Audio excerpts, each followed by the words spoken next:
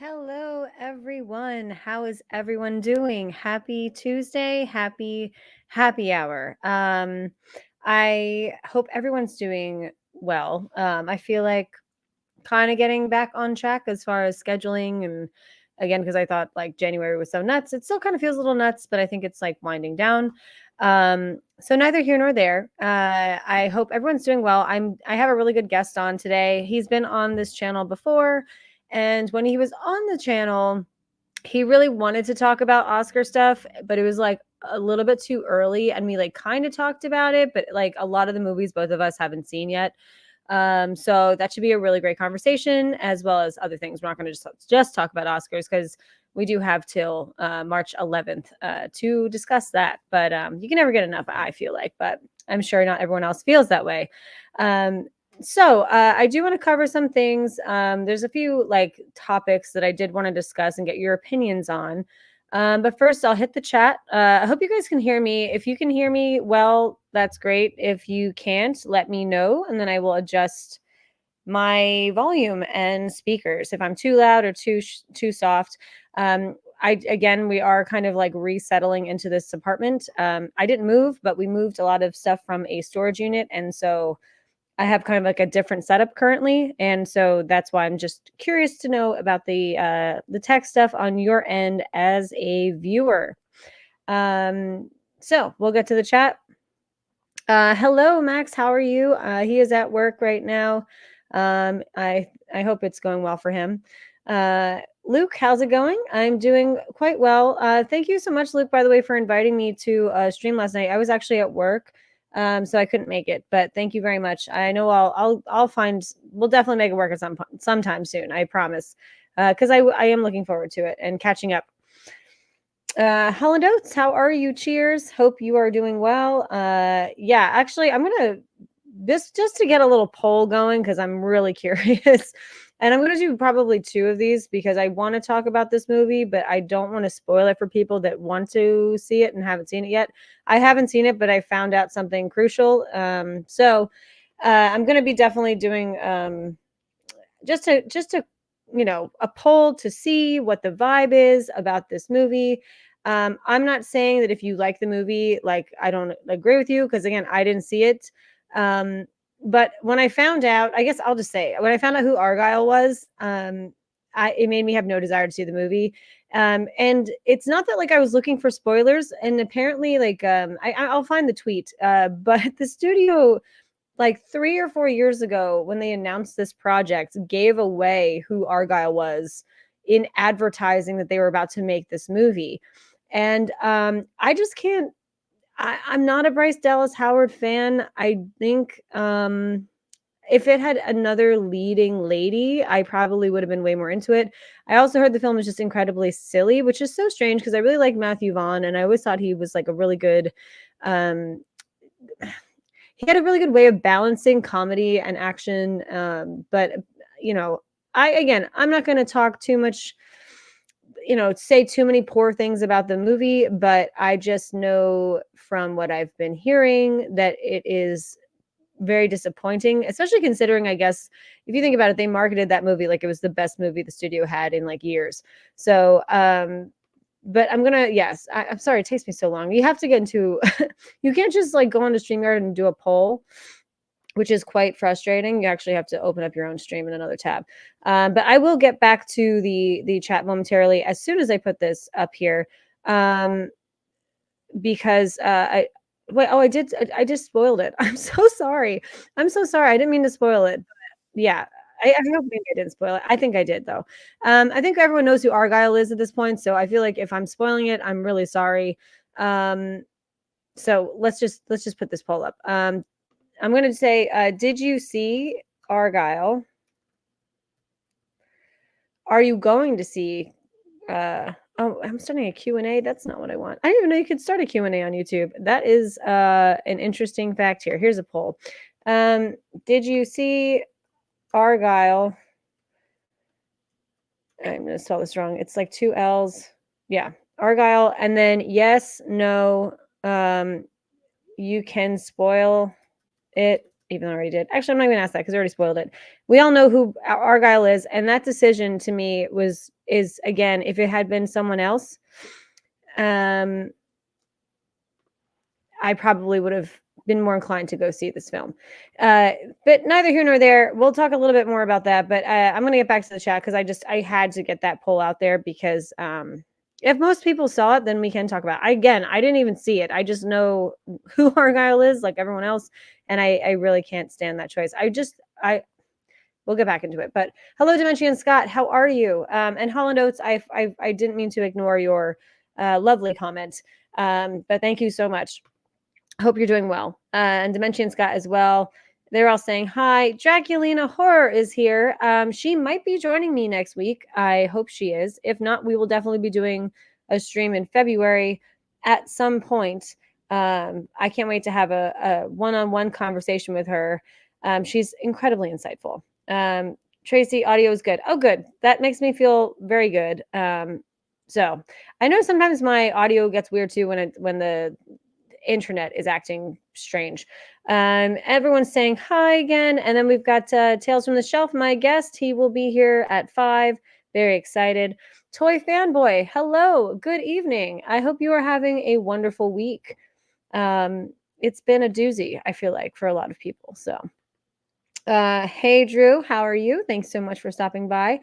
So I'm going to get into my main topic that I wanted to discuss. And this is not super new news like this week, but it was announced I think last week or the week before, and I really wanted to discuss it and get your input on it as well. So I'm going to share my screen to this tweet, or I'm going to Twitter, I should say. So Chris Rock, I like Chris Rock a lot. He's going to direct the remake of Another Round. Another Round is a Swedish film, and I believe it's Swedish. I don't think it's not Swedish, which is incredible. Mads Mikkelsen's in it. The whole concept is that you have a group of teachers who are all individually like kind of they're not all miserable, but they all feel like a shell of themselves, I would say, and no one's really like their relationships are kind of suffering and their work productivity is suffering, and they all decide to do a challenge where they stay at a certain alcohol point percentage, like minimum in their blood, so they're not like too drunk and they're not actually like drunk, but they're also not sober. And they do this test for like a week, and then they start to improve their lives, and then it comes like another week or two, and then one friend out of the group, just no spoilers, but it's about to happen, someone really couldn't handle the experiment. But it's a really fantastic movie, and I highly recommend it. But I just don't know about remaking something like this for Americans. I feel like American audiences are so much more easily, or more, they're more persuaded to see a foreign film now with subtitles than they've ever been, due to like the whole anime craze, and a lot of Korean filmmaking as well. So I just I don't know what your thoughts are. A part of me feels like, well, the story is so fun and so great, and it's a dramedy, so it's not just a full on comedy. It is definitely a dramedy, as I would say. Um, it's tough because I want people to see it, but is like this the only way for people to see it? I don't know. And like, I love Chris Rock. I feel like he has directed something in the past, but I'm not positive. So if you guys know if Chris Rock has directed something in the past, I would love to hear that as well. Just because when you take a film that is so precious and then have again an American version, and then a director who I love Chris Rock, but I don't know if I've seen him direct anything, so I'm just very hesitant about this. So I'm gonna get to the chat and see what your thoughts are regarding this for sure.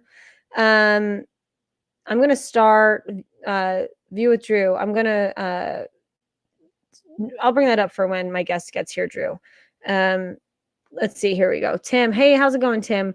It's weird they're remaking this because it just came out a couple years ago and won Oscars. I know. And so they also had mentioned at one point, I had heard they were going to remake Parasite, which I don't want, obviously. I feel like enough Americans saw it, and like probably more Americans will check out and see it. But just because, Hollywood thinks that Americans don't watch, subtitled films. I don't know. I hope that Parasite remake does not happen. I really don't, especially for that one. I can maybe see this one being a little bit more of a reason why, but I'm not a fan. Peggy, thank you so much for stopping by. It's always so nice to see you. Let's see here. Okay, cool. So yeah, so that was like we'll see. And actually, let's see if Chris Rock has directed. I'm just going to go to his IMDb page and see if Chris Rock has directed anything. And again, even if he hasn't, I don't dislike him. I think he's incredibly talented. But I think take again a remake that has such a huge fan base. Okay, so this looks like Chris Rock has directed. Here, I guess I'll share the screen instead, if that makes sense. I think that does make sense. We'll share his IMDb on the screen here.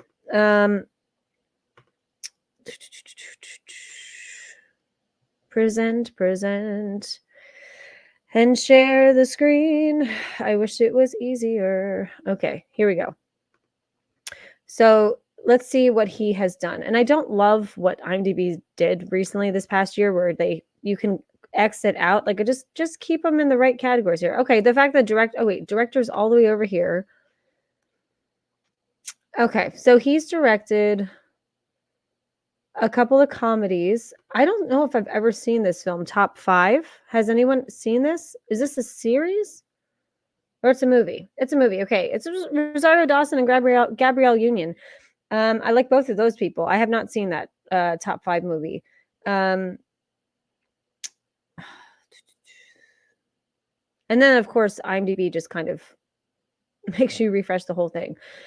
But yeah, okay. So he hasn't directed a lot, and it's been all comedies. And yeah, I would say that this movie is definitely a dramedy. So I get that. But yeah, I guess I want to feel like what your thoughts are all on American remakes of foreign films, especially in this era, because I think people are fine seeing them. So thank you for joining me about that little rant and venting about that. Because yeah, we'll see. I guess we'll see. Okay, so I'm gonna go to the poll really quick to see what you guys said about Argyle. Let's see here. Okay, so 87% of you said you did not see Argyle. Is it okay if I say who Argyle is? I really want to, and I feel like everyone knows now. But neither here nor there. We can discuss the fact that apparently, Henry Cavill is only in the movie for 10 minutes, and they marketed it like it was a Henry Cavill Dua Lipa film. I think the trailer itself is really, really solid. So I know I had to see it every time I went to the movies this past year. They showed this trailer, and I got so sick of it. But I think if you look at it from a marketing standpoint, the trailer is really good. Okay, so we're getting it. So I got to find this tweet too. They tweeted out that the movie is about an assassin that has like not what is it, like memory loss all the time. So the entire movie is actually Argyle is Bryce Dallas Howard. So it could have worked well, I guess, in my opinion, if it was a different actress. I just think she has such an likabiliness about her. And again, I didn't see the rest of the movie, so if the movie's that bad too, on top of that, then they did not have a hit on their hands at all. The only time I really liked Bryce Dallas Howard was in the episode of Black Mirror. I forget what it's called, but it's the one where it's actually what they're practicing in one area of China currently, where you rate people socially, like with your interactions. So like if you go to a coffee shop and you really liked their service, not only is it really like you're tipping them financially, but everyone is graded on a social scale as well, and it's all connected, and you can get a better credit, like your credit score goes up, as far as like it's easier for you to buy a house if you have a high social credit, much more likely to get a job in certain circumstances, and it's very like Big Brother. I feel like it's very, you almost feel like you're constantly being watched and you can't really be real because you have to constantly put on a show. It's almost like anyone that's ever worked in retail, if people that don't work in retail, they just had to interact like that their entire life. Like if the average person just had to pretend, like almost act like you're at a job that is a retail job,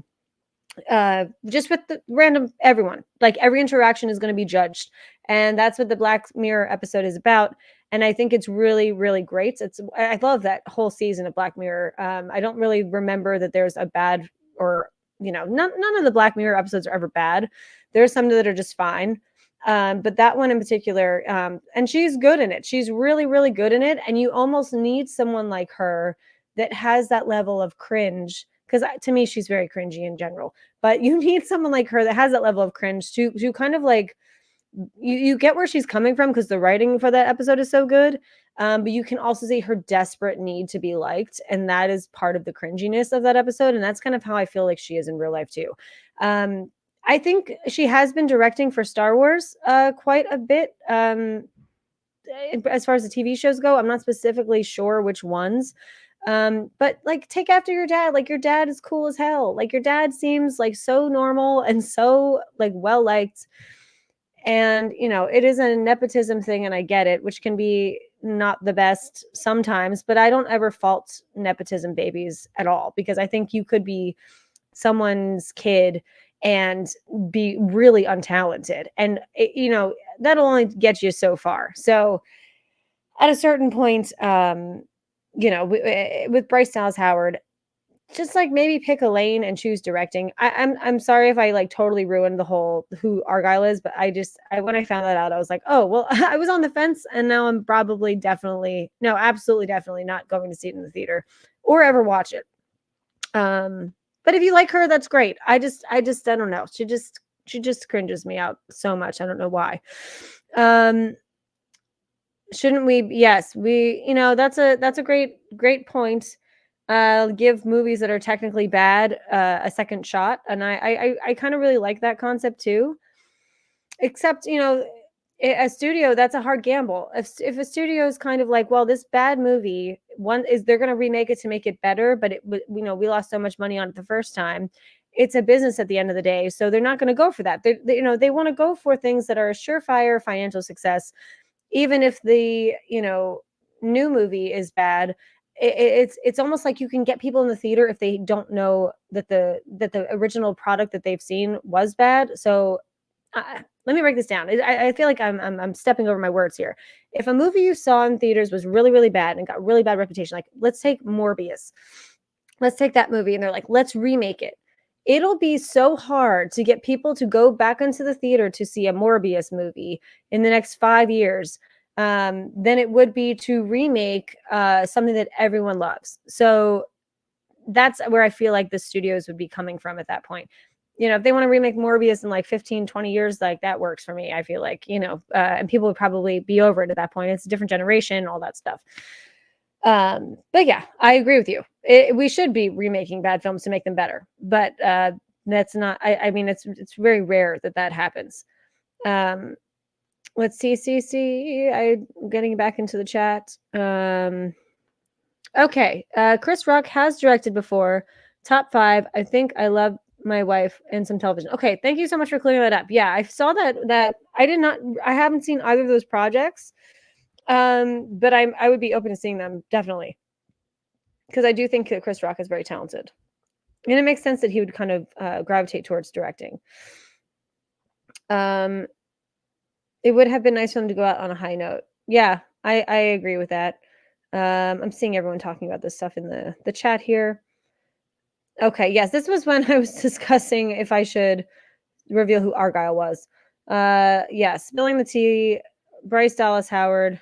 Yep, absolutely. Oh, Caveman Movies and More. Thank you so much for stopping by. I don't think you mentioned anything before this, so I just didn't want to make sure I missed you in the chat. I know a lot of the people that are in here have seen me stream with Bumberger and John. Last week I had a great conversation with John. I'll probably get Bumberger on at some point soon too. our schedules have just been crazy. Oh, sorry, Dimension Scott. I didn't mean to click out of this. She directed a couple episodes of The Mandalorian, which are some of the best episodes. That's what I keep hearing. So like, maybe that's her thing, and maybe that's always been her thing. And maybe she felt she had big shoes to fill because Ron Howard's such a great director. So, I don't blame her for that. I just think it's like, pick the right lane. And I think she could flourish in that. Worked for Justice League as far as redoing a bad film, but that was during COVID. But that's such a complicated story because it was originally Zack Snyder's movie. So, there was footage that Zack Snyder already shot that wound up being totally thrown out when Joss Whedon took over. So if you look at it like that, that's a really it's a really good example. But it's almost like the director who had this big vision for a movie then got it taken away because of tragic in the family. And then being finally allowed to create the vision of his initial vision, because Joss Whedon, I don't think ever saw that initial vision at all, because we all know about the Joss Whedon Justice League cut, so we're not gonna go further into that. But I get where you're coming from, but I think that was just such a specific scenario that doesn't really happen a lot. It happens a lot too, is when some directors are on a project and then they quit midway through and they have another director finish. Like, I think that happened to the Queen biopic movie, which is a very problematic movie. Scottish Geek Guy, how are you doing today? I'm thrilled to see you here, as always. And we have David. Sorry to be a little late. Finished a 1,000-piece movie poster puzzle with my mother. Well, that's so fun. I wonder what movie you did a poster of. We have a Star Trek one that I think we're trying to sell on eBay. We're trying to sell a lot of stuff on eBay right now. So if anyone likes like memorabilia of Batman and things like that, let me know. Yeah, Max has quite the collection, and we just don't have the space. And they're things that he's not necessarily like in love with. So we're keeping the sentimental ones, though, that's for sure. More of a collage of movie posters. That's awesome. Okay, cool.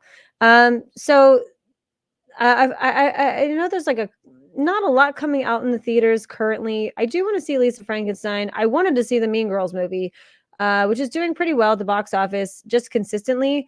I can't believe Wonka's in the top 5 right now. It's like, or it's in the top 5 movies that have made money during January. I always thought that movie was going to do well financially, but I'm just really surprised that it's still chugging away. Like, each week it is still making money. It's almost like when I remember September happened, I feel like, for Barbie and Oppenheimer, and they were both, more so Barbie, because I guess people rewatched it a billion times. But it was like still withstanding into November at that point. You could see like one showing of it. But yeah, Wonka's still doing well. And then, The Beekeeper, I really want to see too. And I kind of hate that I haven't seen it. I really haven't been able to see anything in the theaters specifically this month. I can't even think of one. I wanted to see that. I saw that Regal was finally allowing the Zone of Interest is finally getting to Regal Cinemas. But even if you have a unlimited membership, it wants you to pay like $15 a ticket. And I hope that's a glitch, because I really wanted to go tomorrow, but it's not like a special engagement. It's just like an earlier release for Regal, because there's other theaters in the country where you can go see the Zone of Interest right now. So, and it's not an extra like surcharge or upcharge or anything like that. Because it's my final list for the top 10, for the best picture movies. I wanted to do a ranking video. I know I'm like really late on videos, and I apologize to everyone. I'm going to get back into everything. I wanted to do a ranking list of the best picture nominees, and I can't do it yet because I still have to see the Zone of Interest. And I have a feeling it's going to be either somewhere in the middle or quite high up on my list. So that's where I am with all of that. Let's see here. Funny enough, the 1966 Batman poster was on there. Oh, that's awesome. Yeah, we're big fans of that. We definitely like the OG Batman for sure. Everything Turtles, Batman, Simpsons must go. That is true. That is very, very true. Kind of feels like being back in the 90s when films were in theaters for months. Yes, I know. And I know, you can now they re-brought back the Holdovers, Past Lives. Probably, I think they did Barbie as well. I mean, I don't know why they need to bring back Barbie, but they, I guess they're gonna milk that movie as much as they can. But yeah, a lot of the films that had theatrical releases, they do this during Oscar season, so I'm not surprised about those specific movies. But you were so right, Tim. And actually, that Migration movie is like still actually doing well, and that one reminds me so much of Elemental. Kids movies kind of just are able to, I feel like, sustain themselves, even if they like a kid movie doesn't need a huge opening weekend to make more than its money back. Like I just you all need to get out of the house and your kids are driving you crazy and you want them to just like shut up for a little bit, or you want the babysitter to take them to the movies, or it's endless what you can do to use a movie as a babysitting tool. So I'm not surprised, but Migration is like actually doing quite well. So I was very happy to see that. Mean Girls also cost 18 million, not including ads. So the bar of profit isn't too high. Oh yeah, absolutely. Absolutely. Yeah, especially because it's, I think Tina Fey probably, I'm sure she produced it again. Of course she did. She's in it. The point of the Mean Girls musical is really just to, I think, show the film to people that couldn't see the show. And I still haven't seen it yet, but I want to, because I didn't see the show. And that was one of the main shows that were really popular on Broadway when the pandemic happened. And so they were one of the shows that just couldn't afford to come back at a certain point. A lot of them just made that decision, like, do we keep paying people throughout the pandemic waiting for Broadway to reopen, or do we just call it a day? Because you know what, in 10, 15 years, they'll probably revive it on Broadway, and it'll be a whole nother cycle of people that learn about it and are excited about it. And so doing the movie, I think, made actually the most sense in hindsight, business wise. So and speaking of which, before I know my guest is going to be here any minute, but did you guys hear? We are getting just because we're talking about musicals, I mean, we're not going to talk about musicals anymore after this. We're getting a trailer or teaser trailer for Wicked at the Super Bowl. I can't believe this. I actually was talking to John and Bomberger the other day, and I was like, do you think we would get one like this? Way too early. It is so early to get a teaser trailer or a trailer of any kind for a movie that's coming out in December. So I'm shocked. I'm thrilled. I feel like that means the studio knows it's good. So I'm really hoping that it's good. I'm really excited for that one. Again, that's a movie that has been 15 years in the making, and ever since or longer at this point. I saw it when I was 17 on Broadway. Oh no, I was 18.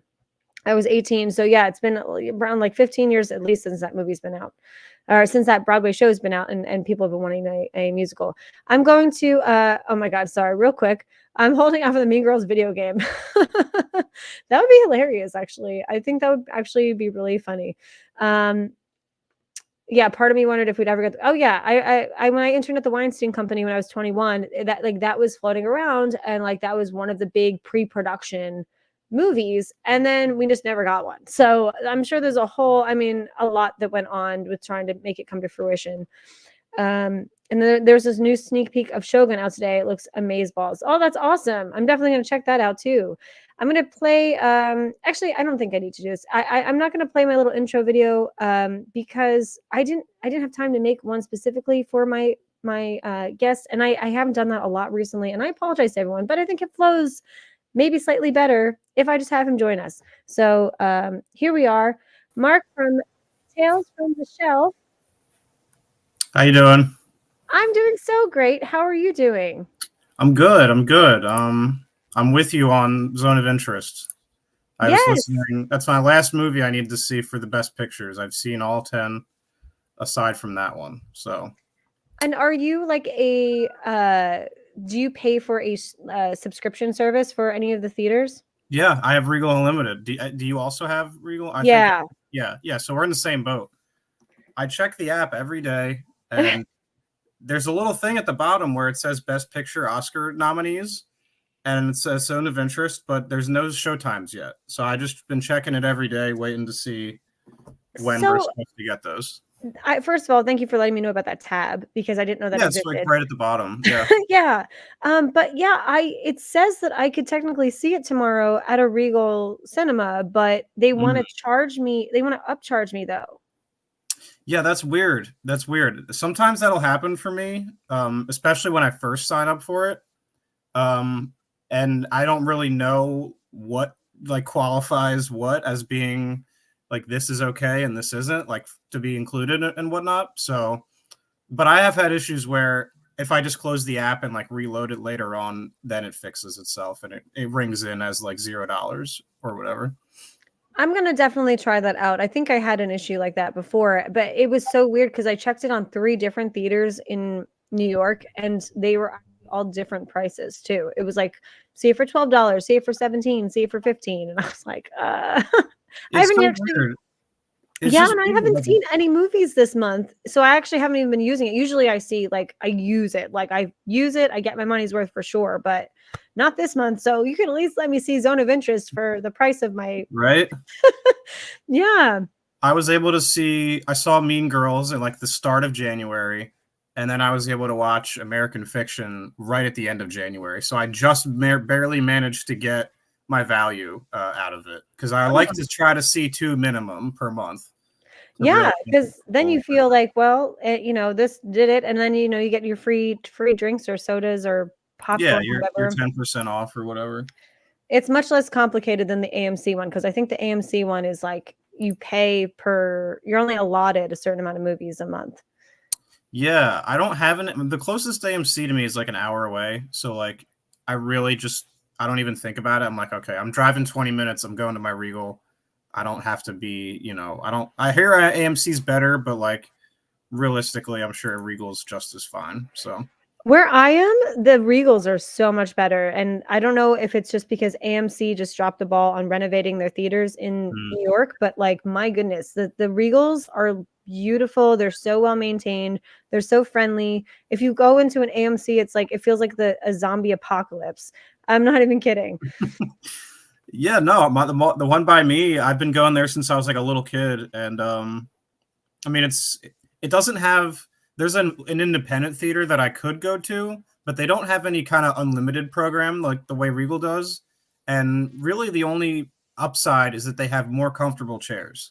They have these really nice chairs and whatnot, and like that's cool and stuff, but it's not like a game breaker for me. So I just put a poll out and, just now, and it's seeing who in the chat goes to Regal or AMC or other, because 'cause I'm curious.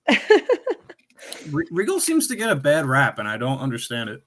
I don't either. I'm so blown away every time I go to one. I'm serious, and I go all the time. There's 3 that I specifically, like, change up, depending on what's playing and whatnot, but, they're Yeah. doing a great job, so keep it up, Regal. We The should just only downside to Regal is that sometimes, like with Zone of Interest, they take a long time to get the good shit. Like I had to wait like a month after American Fiction came out to finally see that. But like I did get to see it, so you just wait a little longer, You take the good with the bad, I guess. and I forget what location do you live in? Oh, Like, so where I'm in New Jersey, so we're like oh, you're in New Jersey. yeah, like You're South so Jersey. close. Yeah. I had no idea. Really? I thought we talked about that before. Maybe not though. May maybe. If we It's did, it was a while ago, and I yeah. forgot. No, yeah, it's cool though. We're basically same time zone and everything, so that works out. Yeah, that's awesome. So I'm glad you're on. First of Thank all, you. I'm gonna ask you, just because we did talk about it earlier, and I like to kind of get my guest's perspective on this. Did you ever see the film Another Round?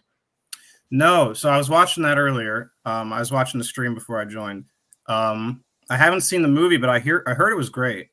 I would like to check it out at some point. But yeah, I saw the What is whole thing with your Chris Rock and all that. yeah, what is your opinion of American remakes of foreign films?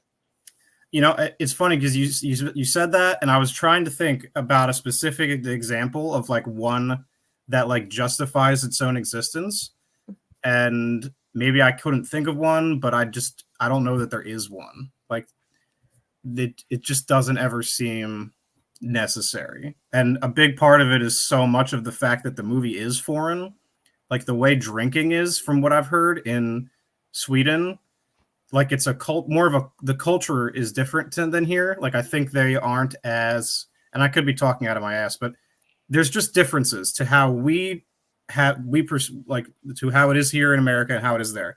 So something like that doesn't necessarily translate, and that goes for like if they were to do a Parasite remake, like Yeah. it's something will get lost in translation, and then it becomes a point of like, why are we doing this? You know, so that's kind of how I feel about it. You know, Yeah. I think the only one time that I could, but I didn't see the original, so I need to watch the original. But the same director that did Funny Games, he mm, redid his whole movie. that's a good But I point. only saw the American one, but I know I don't know if it's better because or worse. Everyone says it's essentially shot by shot the same movie. Yeah, that's an interesting one. I forgot about that. So that's an interesting point too, where if it's the same director who just wants to make their movie so that more people can see it, I don't think there's necessarily anything wrong with that because it's coming from the same guy. But when you hand that off to like somebody like Chris Rock, who seems like a really random choice for me, Yeah. I just don't. I mean, and that's not to say he couldn't like show up and just make an absolute banger. Like maybe he Right. could. You know, stranger things have happened, but it's definitely something where it's going to be like an uphill battle for me. Like I would have to hear like, oh, this is really good for me to go like want to go see that. Yeah, absolutely. And I think that'll be an interesting conversation to have once the movie's Yeah, released. you're right I because we mean, can only speculate right now. I know that I did not ask you. I know a lot of people in the chat already know who you are, but I'm going to have you explain to everyone who you are, what you do, and a little bit about your channel or Sure, everything that you like. sure, yeah. So channels Tales from the Shelf. Instagram is the same, and I'm only a year and some change into this, so what you'll find over there on my channel is a lot of different stuff. I really like the most satisfying videos for me to make are like the long form sort of video essays where they're a little on like the longer side, and then I also like to throw in like some thought experiment kind of videos where I kind of just talk about like a topic that's been it's either a new topic or something that I've just kind of been thinking about for a while and just kind of give my 2 cents on it. So those are typically the two kinds of things I like to do. The longer videos obviously take longer, and then the thought experiment sort of ones are more fun to do and they're quicker to do. So, but yeah, that's what I do over there. So, That's awesome. thank you. Yeah, I'm curious. Out of this year, because we do want to talk to you a little bit about it, because we didn't really get a chance to talk about it, Hmm. and we wanted to about the Oscars and things like that. So the top 10 picture winners. What are your thoughts? What are your favorites? What do you think will win? What do you think? What do you wish to win? So I had them all. Hold on, let me pull them I back up can pull again. the list up too. I'll bring it up so people that are actually watching can see it. I'm sure everyone knows what it is, but Yeah, it's just good to have them in front of you, even though I do know most of them. okay. Nope, that's not it. Here we are. Oh, this is cool. I found a list that's actually also shows their nominations by the film, like how many nominations they got. So I'm gonna bring this up. Um, here we are. So, yeah. Oh, here we go. Yeah. Oh, that's cool. Okay, so Oppenheimer 13, Poor Things 11, Killers of the Flower Moon 10, Barbie 8, Maestro 7, American Fiction. They misspelled American Fiction. Variety, what are you doing? Oh my Uh, god. Anatomy of Fall 5, as well as American Fiction 5, Holdovers 5, Zone of Interest 5, Napoleon 3, The Creator 2, Mission Impossible. And this is not all Best Picture, by the way. So this is not the best list, actually, but most of them are on here. Naiad, Past Lives, and Society of the Snow all got 2.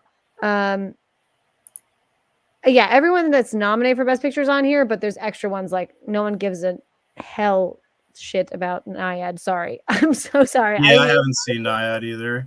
I hate the Annette Bening nomination so much for Naiad. I can't stand it, and I love Annette Bening, but I can't stand that one. Yeah, Um, seems like so there's one of those every year. yeah, Those random inclusions. Um, so like my number one movie of 2023 was The Holdovers. Like, I love nothing, it. nothing would make me happier than to see that take Best Picture. But it almost seems like we're gonna have all these months of build up and conversation just for Oppenheimer to just sweep and take everything, which would honestly really bum me out because to me that's just very boring. I mean, like it, I don't want to watch a show where it's just like Oppenheimer winning. Like I want to see it spread out a little more. You know, like if they won all 13 of their nominations, I would be disappointed by that for sure. Like I'd like to see Paul win Best Actor, but it's like everything is coming up Oppenheimer, and it's just hard to see. It's like an uphill battle. Like it's like David versus Goliath here, where I just want to see some love shown to some of these other movies, like Anatomy of a Fall. Like I'd love to see Sandra Hüller take that for Best Actress because to me it's between her and Emma Stone. Like as far as the challenging nature of the roles, like Yeah, Emma Stone was like she's really like doing a lot in that. But then same with Sandra Hüller. Like it's less physical, but like she's speaking three languages. Like yeah. imagine having to memorize that script. Like that's insane. Like that script is so wordy and there's so much dialogue and it's all these different languages and there's so much nuance in it. So like stuff like I want to see some of those other movies get some love. You know, American Fiction would be cool to see get some love. I really liked that. Um, so that's kind of where I'm at with it, where it's like everything's fighting Oppenheimer for just a spot. I agree with you, and I feel like even though I loved Everything Everywhere All at Once, it was so like the awards show not be and actually like I thought the production value and everything they did actually was spot on that year for the Oscars, but the fact that Everything Everywhere All at Once won so many things and it just kept winning, it kind of was like, okay, well, I guess it's the Everything Everywhere All at Once show at this point. And I agree with you, like they should diversify the winners of these films, especially since this year's so good. Yeah, it really is. Like all the nominations, like obviously we haven't seen Zone, but like I have a hard time thinking that won't be in my like top 10 of the year of that year. Because I just hear it's really good. But yeah, last year was tough, man, because like on one hand, I'm really glad that Brendan Fraser and Kiki Kwan both got their Oscars. Like that was really cool, and like I was really into that whole narrative. Yeah. But then like Banshees of Inisherin got totally shut out, and that was my favorite movie of 2022. Where and like don't even get me started on like Jamie Lee Curtis winning Oh, first, over literally any of the other nominations. Like she shouldn't have even been there, I let know. alone take it. So like I just hate when stuff like that happens where it's like you give him like a legacy Oscar just because like of who she is, kind of, where it's not really deserved. Like the Oscars does shit like that sometimes, where they're like, yeah, you know what, like Leo realistically should have had an Oscar before The Revenant, but if that felt to me like, and many others kind of said like, yeah, they kind of had to give it to him at this point. They couldn't keep putting it off too much longer because it was like he's owed this sort of. I don't know. It's weird. Do you feel that way sometimes too? I do. Um, and two things you said were fantastic. So Banshees was definitely, I think, if I really think about it, probably my favorite film of last year too.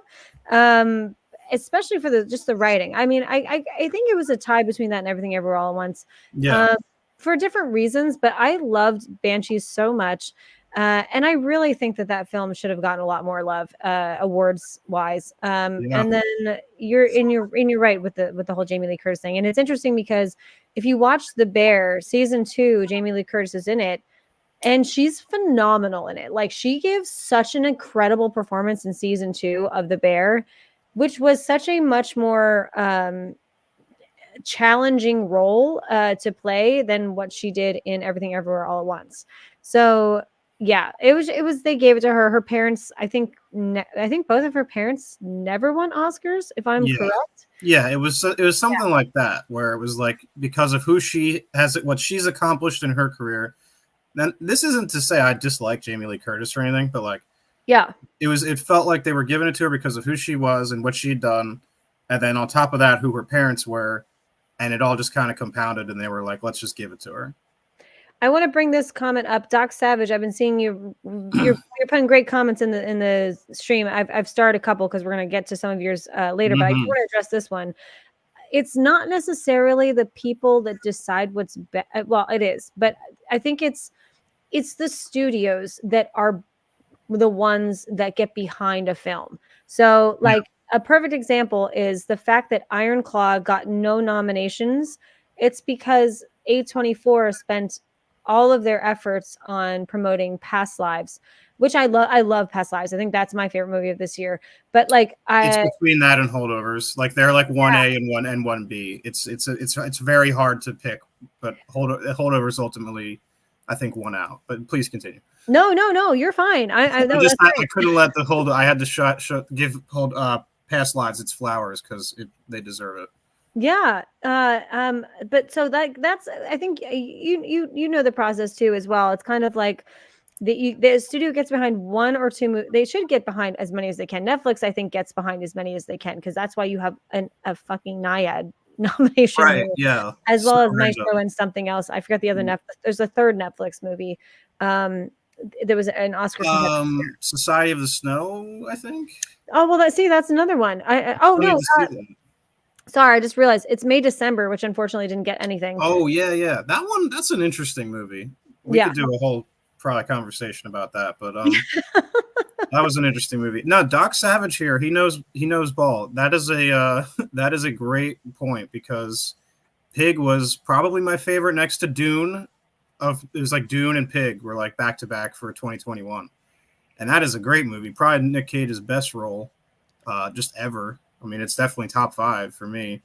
And yeah, that got nothing. So it's weird, it should be, but it's like you say, the studio has to get behind it. And I actually did a whole video about this, about how supposedly Mia Goth was so snubbed, but that was the same year of Everything Everywhere, and that's both A24 films. And rather than try to push both, they have to go all in on one. So, like the fact that Mia Goth was like allegedly snubbed was not really the case because it's we could argue about whether that's an Oscar worthy performance or not, but the fact of the matter was that they just didn't submit it. Right. So that's just sort of how it goes. So it's like at a certain point you can't really blame the Academy because if it's not submitted, it's just not submitted. So You know what the craziest thing this year is, and we're talking about Anatomy of a Fall, is France did not submit Anatomy of a Fall. that's crazy.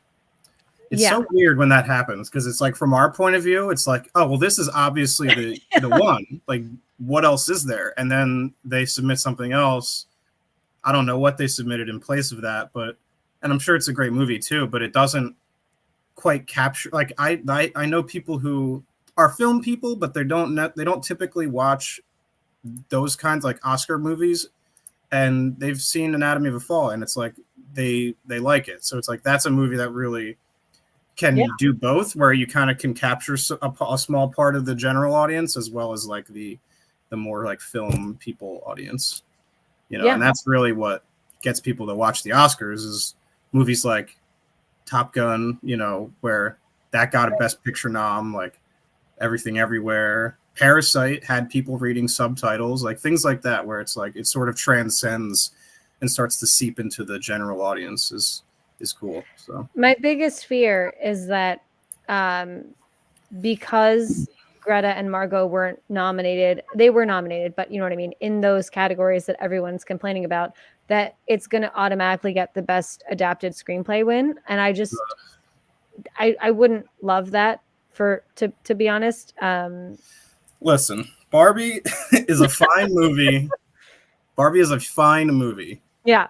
It played really well for me in the theaters. I had a great time. Doing Barbenheimer was like a great day. I Yeah. haven't had so much fun at the theater in a long time. I was there for like 7.5 hours, however long it was. It doesn't play as well for me at home. It felt like it was missing something. Yes. And it went down like significantly in my year ranking. Um, and so like the fact that even Ryan Gosling is even there, it was like listen, like what are we doing here, guys? Like there's better performances here, and I know why they're doing it. It's because it's Barbie, and it'll get people to watch the show. I mean, I just said it, so it's like we kind of want our cake, but we can't, eat it too. So it's just weird because you want it to be a show where it's like these are the best performances, and like that's it. But you got to have that sort of narrative to kind of get people to watch. So it's weird. You know the joke all the time about the Oscars where it's the joke is always, "Ah, yes, the award show where people watch or people are nominated and win awards for movies that no one's ever seen." I've always hated that joke. Like, Yeah, you yeah, no, that's there, like, that's there true. I Well, and don't it's get weird it. because there are some where there are movies that do get like best picture wins that nobody ever really they have True. no staying power. I Yeah. think of movies like The Artist. Yeah. Oh, yeah. I think of movies like Green Book. Yeah. And maybe those are two examples where I haven't actually seen those movies, but I know that they aren't really like present in the zeitgeist still the same way that like some other best picture winners are. So it's all just so subjective. Like they don't know in the moment like if these movies are gonna like endure like that, in pop culture and stuff. So it's just weird because like and then other times they do like um, Return of the King. That was the last time I think Oppenheimer uh, broke the record of Return of the King where they had the most nominations for a single movie, and then they won all of them. I think like Return of the Wow. King like swept. I think they couldn't do it for like Fellowship and Two Towers. I think for whatever reason, so that they just gave them all to Return of the King because that was kind of like the bow on the whole trilogy or whatever. So like Oppenheimer is actually poised to beat that record, if I'm not mistaken. I'd have to double check, but it's actually kind of cool to see that. So, but again, I don't really want him to win all those because there's better movies. So, you You know, know, I was thinking this when you said that Barbie played better in the theater than it did at home because I actually did the same thing because I showed Barbie to my mom over like Christmas because she wanted to see it, and I wanted to get her opinion and everything like that, and I kind of felt the same way I did in the theater, which was everyone on this channel that knows I loved the first two acts, hated the third act, but I mm. think that like I just had a thought. I'm like maybe because like we all saw Oppenheimer first because did you see Oppenheimer first or did you see Barbie like I saw first? Oppenheimer first. Yeah, Okay, yeah. So, yeah. like, you needed, like, such a release. So, maybe it Hmm. was, like, so much more enjoyable because we sat through something so serious, Yeah. um, And I beforehand. actually like I liked Oppenheimer, but I was not nearly as high on it as like a lot of people were. Yeah, I need to watch it again, but it was like it was like number 20 on the year for me. Like it wasn't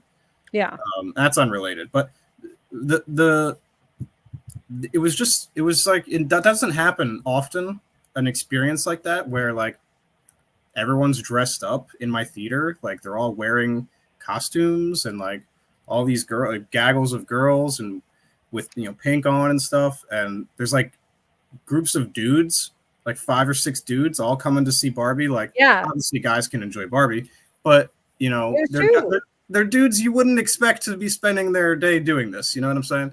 Yeah, So you're all caught up in that of it, and then the movie itself like was very funny. Like, there's a lot of funny moments, and they yeah. play better when the people around you are laughing too. But when it's just me sitting at home, like it's sort of just all on me, and I'm like, yeah, it's not as funny as the second time. But that's with any joke, any joke you hear is going to be less funny the second time you hear it. So I agree, and I felt like on a second watch, there wasn't anything that you missed the first time. Some movies are so great because you wanna watch it again because you missed stuff because it's so intricate and so layered, and this yeah, movie was not, no, but Barbie's not exactly subtle, but that's okay because they know that's not what they're trying. They're not trying to be subtle. So yeah.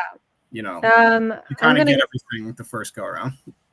exactly, and that's why I keep saying "Poor Things" is the better Barbie. Oh my god, that's a whole other conversation too. I Yeah. know. Yes, I'm gonna just jump into the chat. It's very active today, so I just wanna, I did, star some of these. Mega Mike, so nice to have you here. I will be on his, Split the Room stream, I think on February 19th. It's Oscar related, so I'm excited to do that. Um, I didn't, Laren, I don't know why I started this. I think it was a mistake, but I tried to star this one, the one on top. I've never been to Regal, but they're just none near me. Yeah, it's like, um, It's weird. Yeah, it's like I would probably go to an AMC if there was one 20 minutes away. So it's like I don't have any sort of brand loyalty. Like I kind of just go to the one that's most convenient, and Regal has a good unlimited program. So it's really as simple as that for me. same. I feel like Absolutely. most people do that. No one wants to drive an hour for a theater. So Doc Savage says when, and this is, there's a lot of people saying, talking about the remakes, American remakes. Uh, mm, I never saw the original Grudge, the Japanese version. neither did I. Neither did I. But there was that wave of Japanese horror remakes in like the 2000s with The Ring and The Grudge and like One Missed Call. I'm sure there's a few more that I'm thinking of too.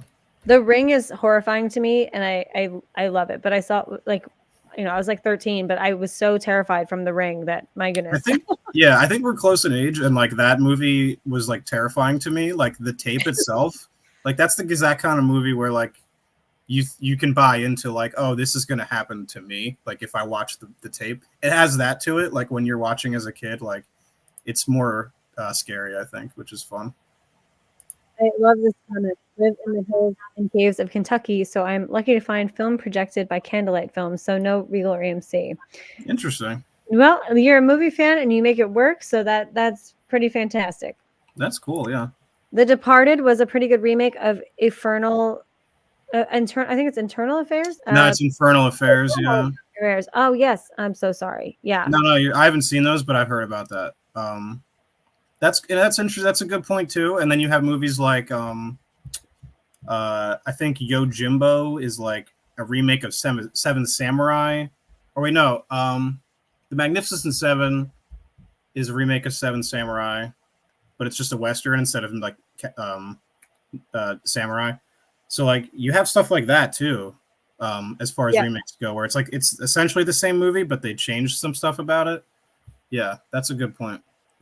Haven't seen the original, but the Insomnia remake is awesome. I wanted to see that. So is the original the Nolan one, or is the Nolan one the remake? Because I haven't seen Oh, either. I haven't seen either one. It's a good question. I would have to look into that. yeah, I need to look into that as well. I'm gonna keep investigating that. Because I would be very curious to see it. We already discussed Nolan that. Holland Oates in chat for the win. He said Nolan is the remake. Okay, that's one of the few Nolans I haven't seen. Me too. Yeah. Okay. It's like Cool. Holland Oates. Here it is. yeah, I mean like that's a good I didn't know about that with the Paul Giamatti thing. Like that would be I'm really hoping for some big upsets like that. Like honestly at this point it feels like very very unlikely that Cillian doesn't get best actor, that Nolan doesn't get best director, that the movie just doesn't take best like you know what I mean? It's like it's just it would take a real upset for that to not happen. I feel like Paul Giamatti's performance, though, is just as good, if not better, than Killian's. It's so hard to compare. Like they're both great at what they're doing. Like they both very much like understood their respective Yeah. assignment. I just liked Holdovers more. Like that felt to me more like that's the type of movie I like, and his performance was so good that it just I'm naturally inclined to kind of want to root for him, especially because they're an underdog. Like I like a good underdog story. I think most people do. So And it's Killian's first nomination. I mean, yeah, but then it's yeah, exactly. Like I kind of he's such a nice, humble guy too. You watch interviews with him, and he's great. So I wouldn't be upset if he won it either. But it's just the fact that the movie itself is such a juggernaut that it's like I can't help but root against it. Like I don't want it to just go in and take everything. I feel like that would just be so boring. Yeah. Okay. Let me just. Max. He says it's Giamatti's year. I can feel it in my bones. I agree with Max. Yes. See, you're catching these way before I I am. just have it up on my other monitor, and I'm because I'm just wanted to make sure I don't miss anything. Oh my I'm sorry. goodness, cinematic counseling. She's a fantastic YouTuber and friend of the channel. I'm getting her on when I can. This is her first appearance in the chat. Just wanted to Awesome. shout out to her. She's incredible because she like psychoanalyzes characters in movies, coming from like a psychologist background. And it's a really, really awesome channel. So I just wanted to shout her out for sure. And thank you so much for joining us today. So frustrating that movies with political plays are nominated for any category despite being only okay. Yeah, it's the studios. The Academy has biases, though, for Yeah, sure. Like they yeah, love movies about Hollywood. yeah. They love, they love what they love. They Except for Babylon. Yeah, well, Babylon was like more of a scathing critique, so Yeah, which I understand why they didn't nominate that, even though Babylon yeah. was very good. Very good. Leading up to the release of Babylon, I was like hearing all these horrible things about it, and then I watched it and I'm like, this is fucking awesome. Like, what are you guys talking about?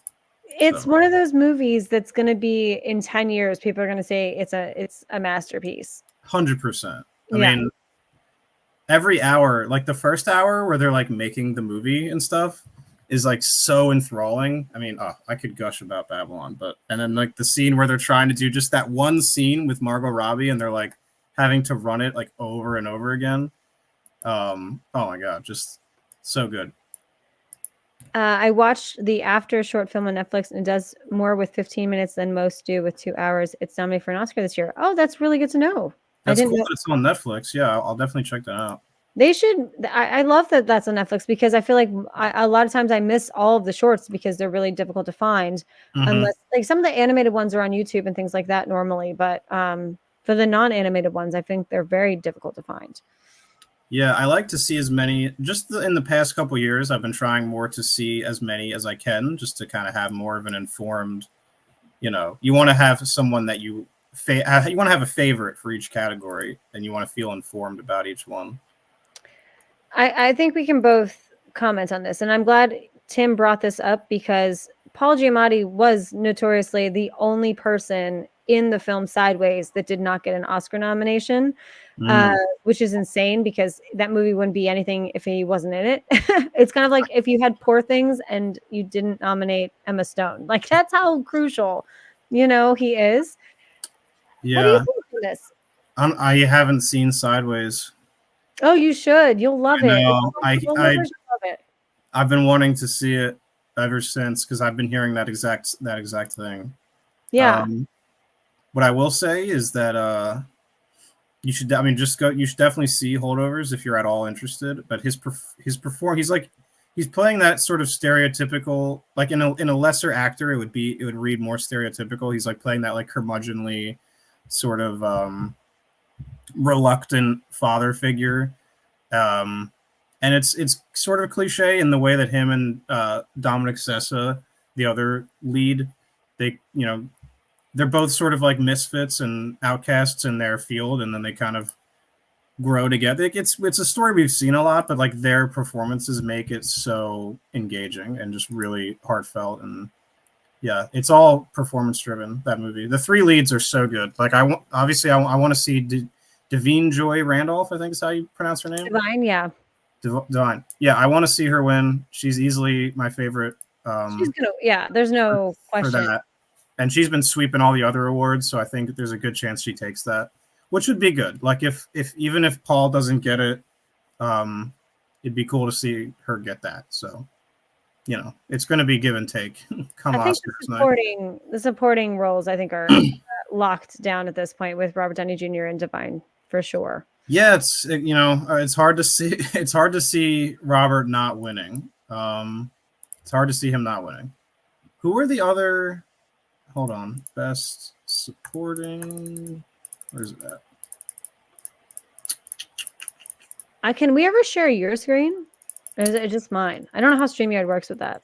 I don't know. I've never done my own little. I've never done one. Okay, yeah. Here we go. So you got Mark Ruffalo for Poor Things, Robert De Niro for Killers of the Flower Moon, Robert Downey, Sterling K. Brown, and Ryan Gosling. Now, out of all of these,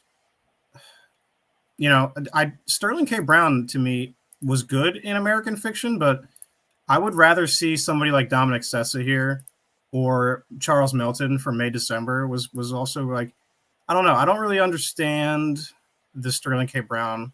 Same with Ryan Gosling. Like, I feel like both of those you could probably like. The other three are pretty rock solid, but I don't know. How do you feel about that? Yeah, I'm actually gonna pull it up right now as well Yeah, so that the chat can see it.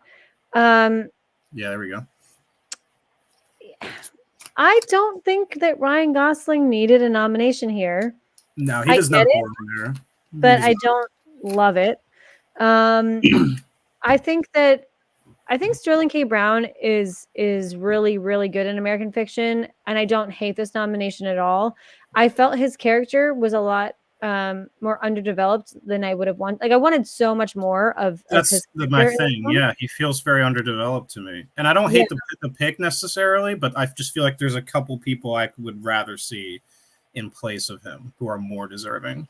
I do think I know it's like, oh, we're gonna nominate Robert De Niro again, but I really do think I thought he was I great. Yeah, no, I don't hate that at all. I think that at his age, that he's able to turn in a role like that deserves to be celebrated, and as long as he's still around, like not to sound morbid, but like as long as he's around, we should be kind of propping him up. So and not, Because but the because and I wouldn't say that if the roles weren't still good. Like he's yeah, still like if he was just phoning it in, I wouldn't say that, but he's not, and he's at his age, it's commendable. and I think he phoned it in a lot before this movie for the past like 10 years. Oh Like, yeah, you in know, other movies for yeah, sure.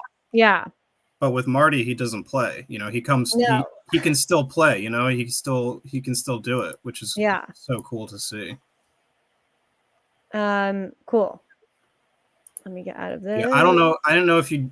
I know you're probably gonna be doing a lot of Oscars stuff like leading up to it, so we don't have to spend the whole time on it if you don't want to, because I know there's a lot of well-worn territory there. But it's nice to Well, get my feelings about on it. It's very nice. I appreciate that.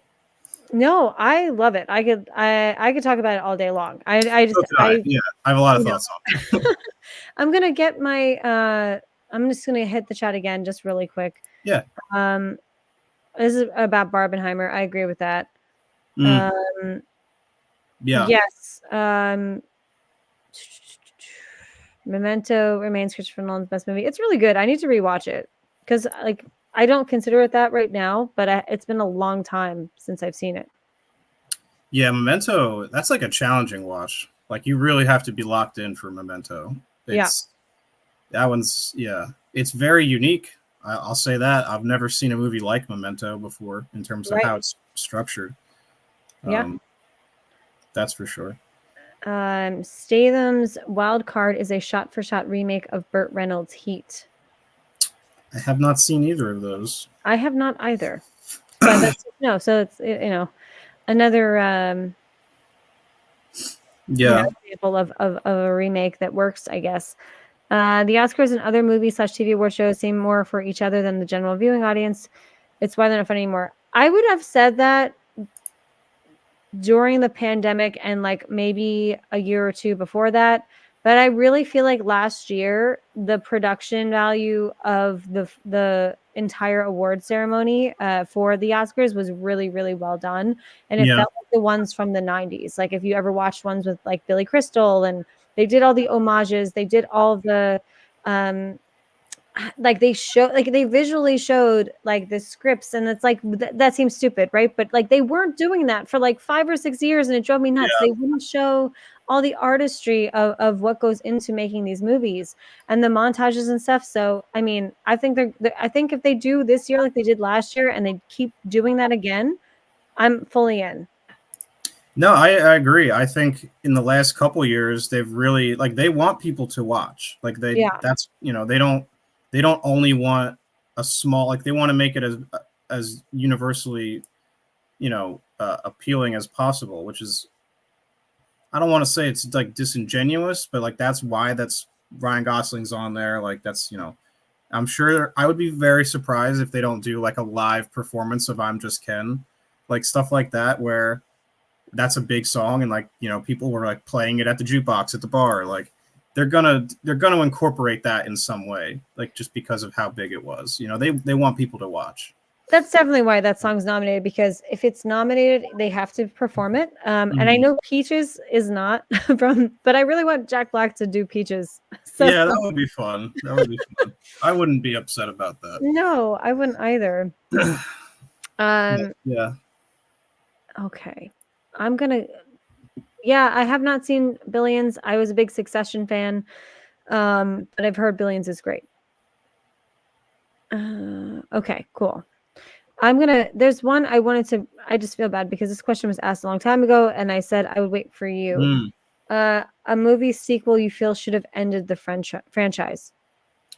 Yeah, I remember you highlighting this earlier, and I was thinking about it then, and I was like thinking about how many horror movies I think should have stopped at the first entry. Like, I think movies like Halloween could have just been one movie. Alien probably could have just been one movie. I'll be right back. Bye. Oh yeah, go ahead. But then I also was thinking about like Indiana Jones. Probably should have stopped at Last Crusade, obviously. But what happens with a lot of these movies is, they do well financially, and then they are like just cemented in the zeitgeist, and people love them, and they have this sort of adoration for them, especially with something like Indiana Jones, where that character is just so beloved and like so steeped in pop culture that it's only inevitable that they bring him back for something like Kingdom of the Crystal Skull, and then again for Dial of Destiny. Like, they just can't help themselves. But a lot of that has to do with how just like creatively bankrupt Hollywood is in general. So that's a factor as well. It's just that they can't help themselves. Like I see someone saying Terminator, like that's a good example as well, where they're like, this IP is popular, even though there's arguably more bad movies than good ones. So yeah, but it's a lot of horror movies, for sure. Thank you for taking that question. Oh, sure, no problem. It was a good question. Yeah. Okay, so I would say, here we are. I actually never saw Cinderella Man. Did you?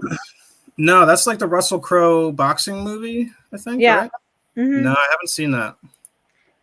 Now that I know Giamatti's in it, I definitely want to see it. It's weird for me, or like and it's probably this way for everyone, but like around 2006, I would have been in like 6th grade. So I'm not really watching movies like Cinderella Man. So the only way I do get to watch something like that is if I like actively go back and like seek it out. So I feel like I've missed so many like great movies, especially from that era, like 2000s, where I was just watching like cartoons and shit, where like I wasn't a big into like super huge into that kind of movie yet. So I feel like there's just so many blind spots like that, specifically from that era.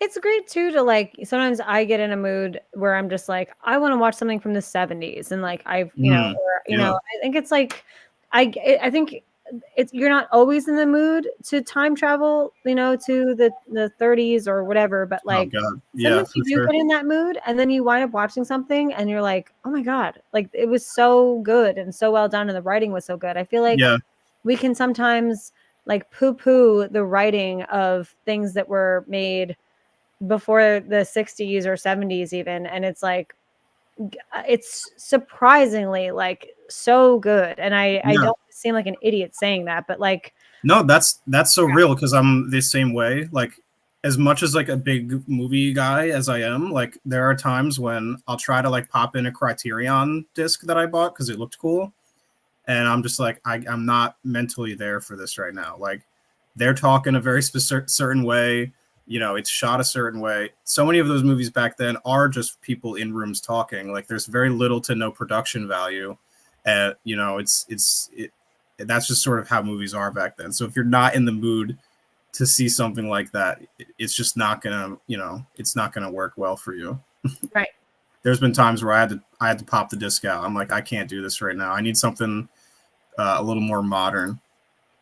So no, but that's real though. Like, that's, as like movie people, like I haven't seen all these classic, old movies like that, but I'm getting to them. And they're always pleasantly surprising. I think that's what's so Yes. fantastic, that they're documented. And, physical media, like, I know you're a collector. I'm a semi not enough collector, just because of the space that I have. But I think Space is that an issue for the sure. resurgence is showing. People, you have companies like Best Buy not doing selling physical media anymore when it's at its like highest like need. I feel like people are really buying Yeah. Blu-rays and 4Ks and Yeah, Criterion. I agree. I feel like I don't know if it's just like my feed or whatever, but like it seems like on a lot of like Twitter especially, and I try not to spend a lot of time on Twitter, but I've been seeing a lot more people. It seems like there's like been more of like a renaissance. Maybe that's too extravagant of a word, but people are starting to place more importance on it, which is cool to see. It's always cool to feel vindicated in my purchasing of all of these discs. So This is an interesting concept, because I think I agree if it's essentially trying to be like, let's nominate this person because of who they are, and not that their performance was good, you know? yeah, yeah, that's a good point. Because when you look at the 5 nominations, they always seem to hit the same sort of check boxes where it's like we have this older, seasoned veteran actress who's really been around for a long time, and then you got like this sort of newer girl who's like, or newer guy, or whatever the category is, whatever. Like they're kind of new on the block, and then you sort of fill in the rest. But it always seems like they try to have a variety, which is weird because it feels like diversity for the sake of it, and not just because they're there because they should be. It's very strange sometimes the way that they do it. So Yeah, and the one shock, which is not really, it doesn't apply to this, but I absolutely like kind of loved the year Olivia Colman one for The Favorite, yeah. because that was so unexpected. And I had watched The Favorite the night before, and I watched the movie like really enjoying it. I've really become quite a big Yorgos Lanthimos fan, Mm-hmm. and I watched it knowing she wasn't going to win, like that, and it was kind of like, I just want to check out this movie. I wound up really liking it. She made me laugh so much, and like the comedy is so unexpected in Yorgos's films, like and especially in Poor Things. I was laughing like every 5 seconds of that movie. But Olivia Colman was so good, and when they announced her, and she was not even at the top of the list that year, it was like so great. It was like such a fun win to me. Yeah, no, I love when that happens, when there's big upsets. Like that to me, I feel vindicated for having tuned in, Yeah, because I don't want to sit there for 2 hours and watch Oppenheimer win 13 awards. Like I yeah, want to see. I think it's more fun for everyone. It's fun for the people in the room of full of celebrities, because they're just as surprised maybe as we are, and I don't know. It just creates for a dialogue where it's like, oh, can you believe this person won over this person? Like I like that about it because it makes for a good conversation after the show is over. yeah, and I feel like when it comes to the awards, we have to talk about the elephant in the room to me, because there's a huge snub for best score, and someone, John Williams, because I feel like we were talking about Glenn Close and Annette Mm. Bening. John Williams to me is the Glenn Close and Annette Bening of Yeah, score. yeah, it's like him and it's like Spielberg too, like where they're just such titans of their field, where it's like if they have something to include, they're gonna nominate it. Like, and that's not to say Fableman's wasn't deserving because it was a very good movie, Right. but part of me wonders if like Spielberg could just turn in an absolute like turd, and they would still put it up there because it's Spielberg, They like did, and it was called The Post. bang. See, that's a good example because I haven't seen that movie, but I remember hearing it was just kind of sort of like Oscar baity, and It is you know, so boring, and the story is really interesting, and it's one of the most boring movies I've ever seen. And I like a slow burn, but my goodness, interesting. that was it should not have been nominated Okay, at all. well that makes me feel like I'm not so much talking out of my ass because I forgot about that example. But yeah, so who did you think should get in there for score? Daniel Pemberton for Across the Spider-Verse, because he got Ooh, nominated for all the other awards season. Like, okay. yeah, and that score is like incredible. Mm, I even liked I actually really liked the score for Past Lives. I didn't think that was going to get nominated, but I really liked that. Like there were some really interesting scores this year. And the fact that Indiana Jones Dial of Destiny, like come on. Like that like we can't what are you doing? What are you doing, yeah. No, listen, that's a pretty forgettable movie.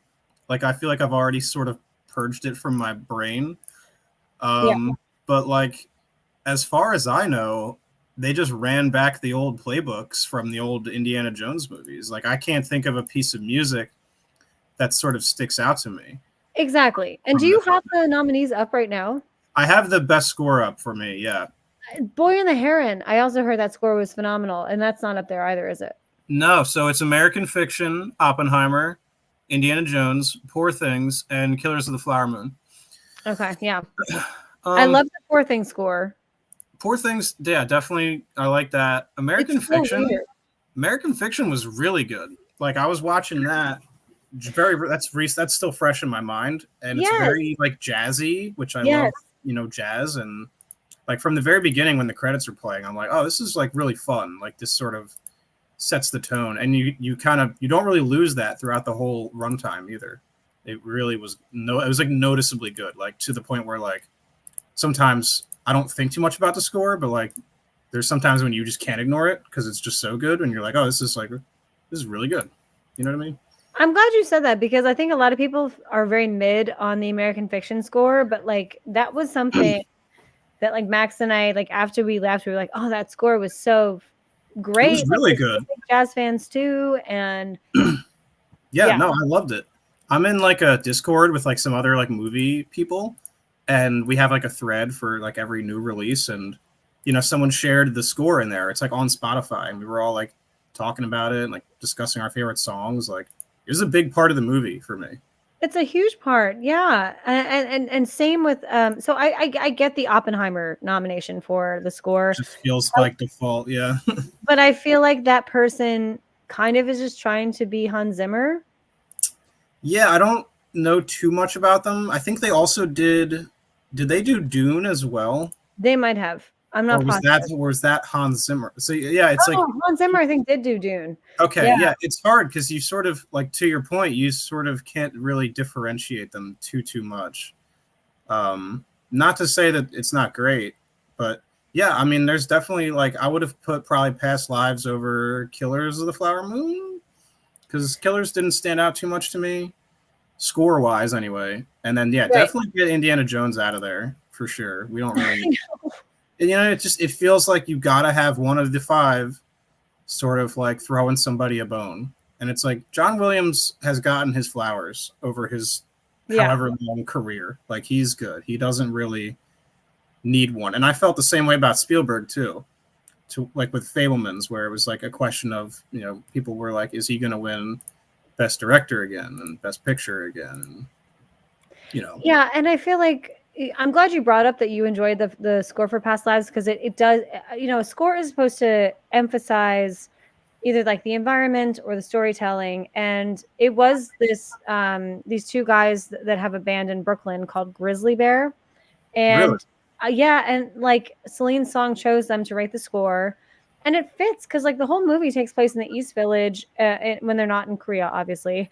Mm-hmm. But I think it's so subtle, but it really emphasizes the emotional beats of the movie. Yeah, And that's why agree. I really like that score. Yeah, it's very subtle, but I think because of how subtle it is, sometimes it becomes very like sweeping, and it sort of takes you by like surprise during the really like heartfelt moments. And it really works because of that, because it sort of like takes its time and really like soaks itself in there, if that makes any sense. Yes, it does. And I have to this is a really great comment. Diane Warren, she always gets a best song nomination, and I feel like she just gets nominated every time to write a song, or not nominated, but she gets like hired to write a movie that's a potential Oscar nomination. She always yeah, it's 15 nominations now. I don't know if she's ever won, David. You can let us know. I actually don't know who that is. I've never heard of them. She's literally you could watch every Oscars in the past 20 years and you will see her name come up multiple times for best. It's always just a best song. It's not for score, but Oh, okay, so she just writes songs for films. like yeah, she had like a her own successful career too, but I think that she's just been Okay, gotcha. yeah. Um, Interesting. I agree, Dell. I really think that Across the Spider-Verse should have been nominated a lot more. I'm surprised there wasn't a screenplay nomination.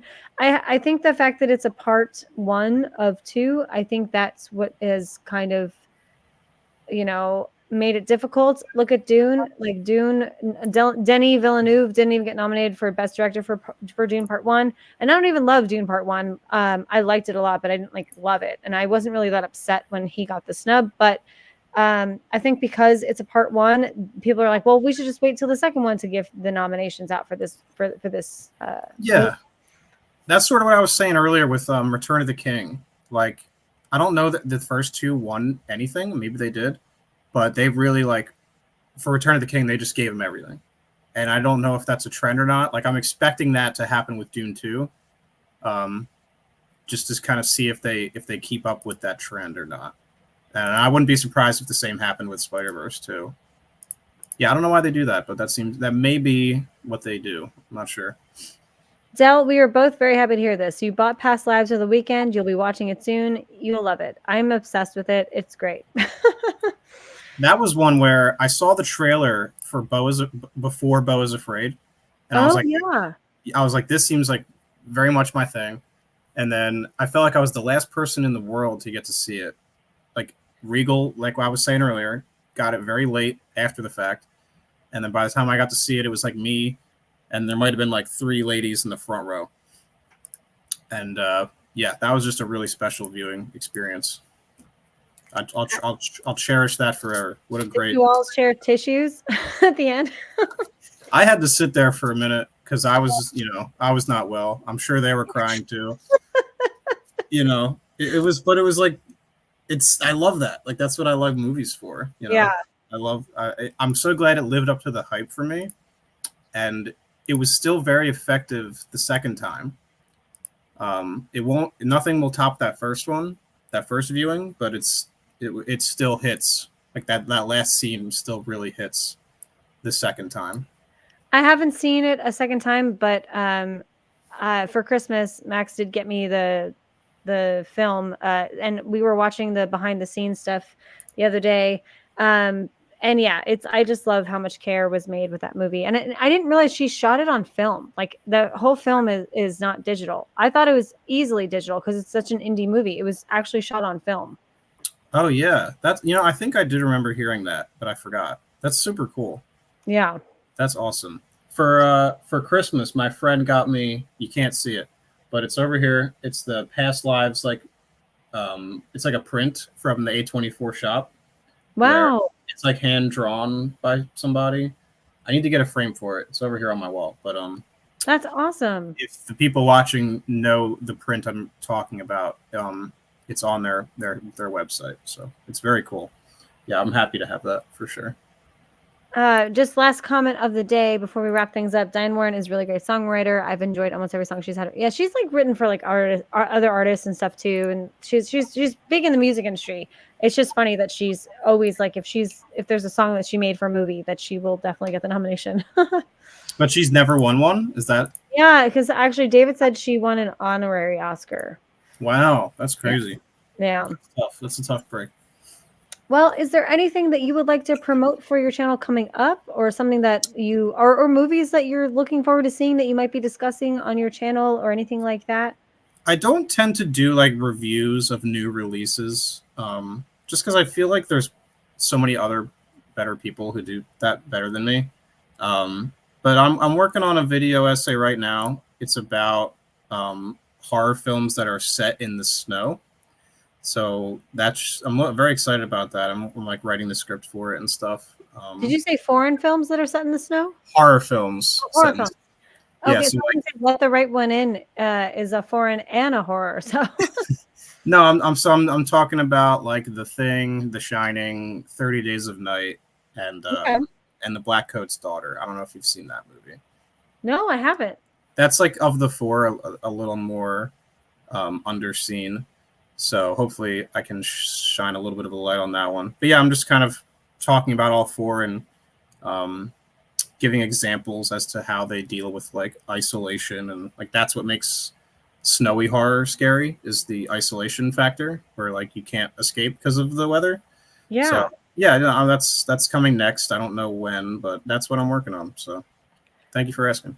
Oh, well, that's awesome. And thank you so much for joining me today. It was, I it was think it fun. was a great conversation, and I'm glad we finally got to get a little Oscar talk in, since it was definitely too early for us to do the show last time because we both hadn't seen like. Yeah. Yeah, no, it's great to be back on here.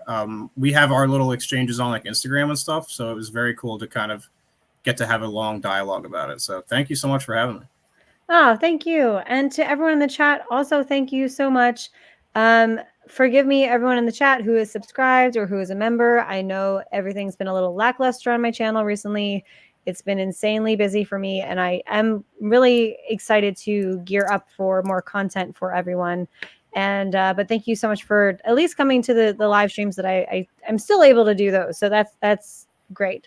So hope you guys all have a great week. Hope you guys all see something great, whether it be streaming at home or in the theater. And we will see you all next time. See you later.